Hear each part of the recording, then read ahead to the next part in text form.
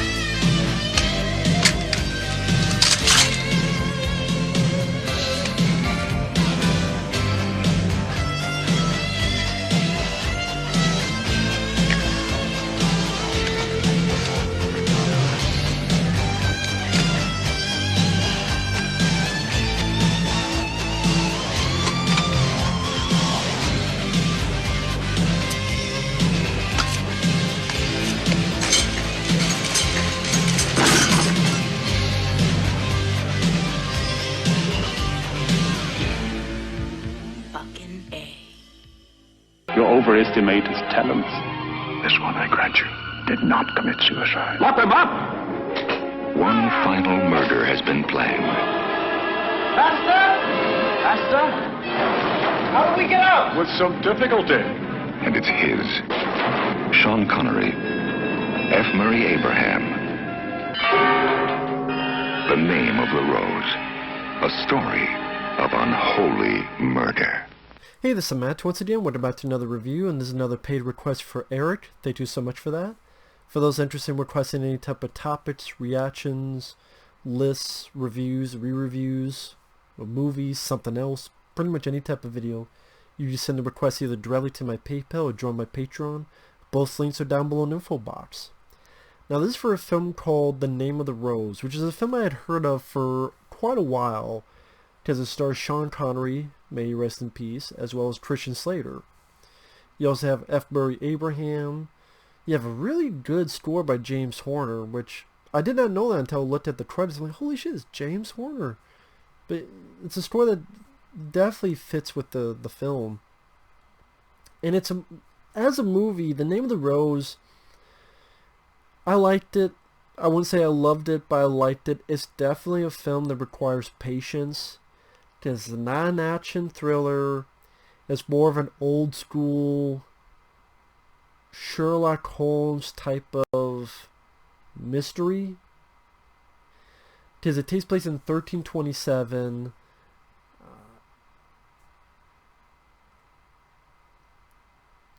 Sean Connery plays a character named William of Baskerville. He's a Franciscan friar. Christian Slater is his student, his novice. And they go to this monastery because there's been a death. More than likely, it's said to be a suicide, but they're still looking a bit into it. And Sean Connery says, yeah, looks like a suicide. But then more stuff starts happening. There's another dead body, and his legs are up in a barrel. It's like, yeah, this one I grant you did not commit suicide.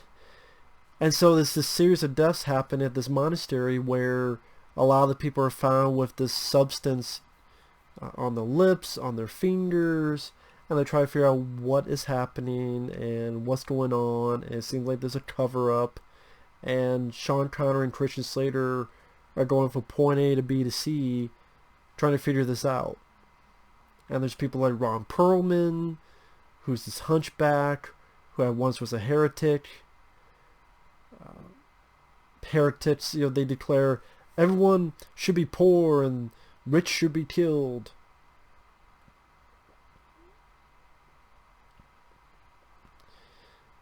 Other monastery, I was going to say monastery workers, priests I should say, some are against laughter because Christ did not laugh. Oh yeah? How can we be sure? That's what Sean Connery says. And things start ratcheting up more and more. More deaths occur. It's not the most exciting film, like I said before. The movie's fairly long. It's well over 2 hours. I do not think it needed to be that long. I definitely think there's some pacing issues. Even for me that knew you need patience, there's parts here that I'm like, I think this could be a bit...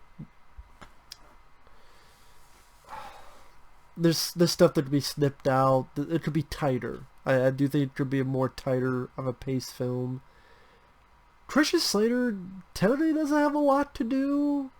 I mean, he's mainly there to follow Sean Connery around. And there's this subplot where there's this girl who pretty much humps his brains out. That whole subplot, that seems like it's only there to give some kind of merit as to why Christian Slater's in the movie. Just to be perfectly honest, for the most part, you could take Christian Slater out because he doesn't do a whole lot to help solve this case. He doesn't do a whole lot to solve what's happening, why these deaths are happening. He doesn't do a whole lot at all. Sean Connery pretty much figures everything out on his own. There's a handful of times where, like there's an example where he's falling through a trapdoor and Christian Slater helps him. So there's that, but I would much rather the two of them really working more on this case. And not this fucking subplot with this lady who wants her tits sucked. You know, wants her clamshell slapped. It's like, okay, it didn't do anything for me. Like I said, I would rather have it be, most of it is Sean Connery solving it, but like Christian Slater getting into it. Well, what's this? Like, maybe finding clues to help Sean. And so, but like more of a whole Sherlock Holmes Watson, like more of that dynamic. Perhaps I would have appreciated a bit more. But I do like the film. I thought Sean Connery did a really good job. He definitely brought a sense of, this guy demands your attention, but because he's a Franciscan friar, there's not a man who is mean, rude, cruel. This is a man who uses his smarts, uses his knowledge to his advantage. That this is a guy not to take lightly when it comes to the matters of the mind. That he worked well with Christian Slater. I like Christian Slater. I'm a fan from Broken Arrow, Gleaming the Cube, Cuffs, Hard Rain. I'm a Christian Slater fan. And it's cool to see him work with Sean Connery. He was fairly young at the time, because this came out 1986. And it was cool to see people like Ron Perlman. F. Murray Abraham comes in about like an hour and a half into it. Because after enough of these deaths, F. Murray Abraham comes in. No, is it Ben Kingsley? F. Murray Abraham. Ben Kingsley is another movie I saw recently. I'm getting confused. Because F. Murray is part of Inquisitor. And Connery, he has a history with this guy. I thought that was a good scene where he tells Slater the story about dealing with F. Murray in the past, and he was forced to change his verdict of this guy who just translated a book from Greek because it was against the scriptures. That's why he got punished to death. And Connery felt the guy didn't deserve it, and F. Murray pretty much tortured him in order to change his verdict. Thus, the one guy was executed. But I thought the way Sean told that sequence of events to Christian Slater was some pretty nice acting. Like Sean Connery is definitely a guy who had a stature to him, had a presence to him, but it just was a good actor as well, especially when given the right role. And it was cool to see him in the Sherlock Holmes type of character, and you could buy into it. That's the thing with Sean. I could buy him as action hero James Bond. I could buy him as the aloof dad in Last Crusade, Indiana Jones' Last Crusade. You buy him as a tough gangster type in Untouchables, well, he's a cop in that, a tough cop. But also I could buy him as, again, this type of person in this movie. And I thought the way it was shot was nicely done, because it uses the location and really you can really feel the huge, large, just how these buildings, these old buildings almost stare down at you.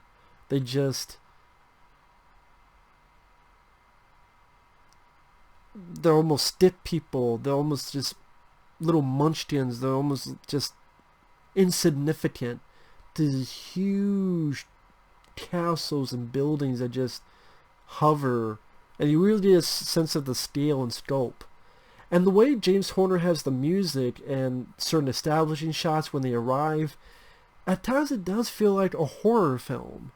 And I will admit, there's a part of me that wishes it was a horror movie. I wish it was some monster, some creature amidst the halls. It's not that kind of movie, but part of me did wish that. It's like, because again, the setting and just how,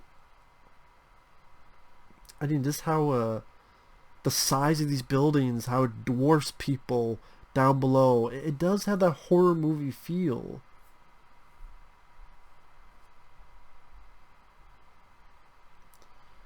And again, if you just, even if you had a monster like, what was it, Castle Freak or something like that, I thought would have been cool. But it's not that kind of movie. But also I'm a sucker for movies that have hidden passages and hidden hallways, and they find this hidden library and this labyrinth of stairs where the characters almost get lost. Well, they do get lost, so where they need to go. And when I found out the reason for it, I actually thought it was an interesting reveal. Maybe not the most surprising, but an interesting reveal. Spoiler alert, starting out spoilers. You kind of find out that it's this blind, older monk that is very much against comedy. That he doesn't want this comedy book, I forget exactly the name of the book, doesn't want it out there. Because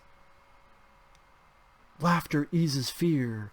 Without fear the devil, there's no more need for God.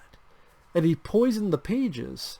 And that's the part I thought was interesting, that the pages are poisoned, so those who look through it, that's why they had marks on their fingers and so forth.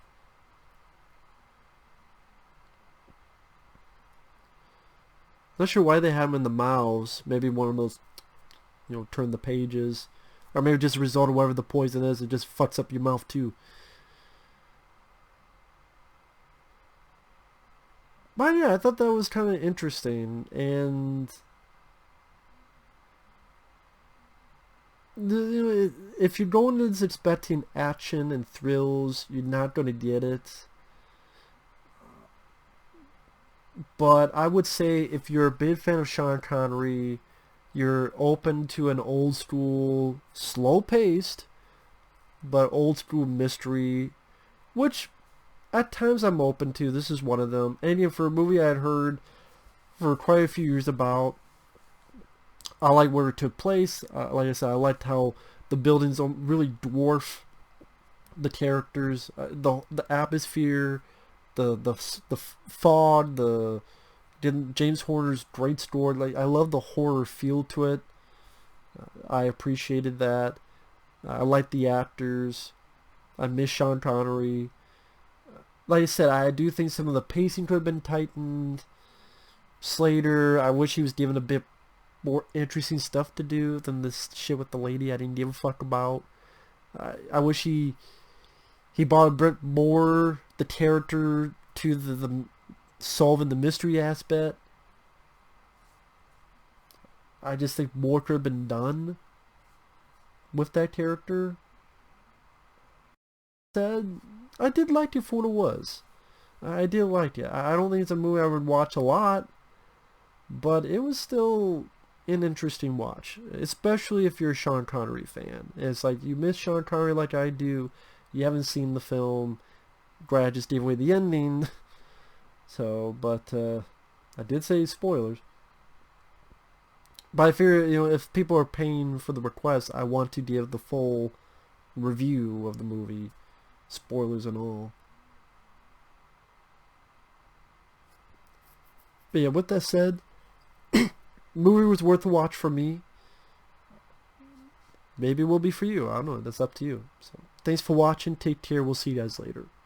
Bye-bye.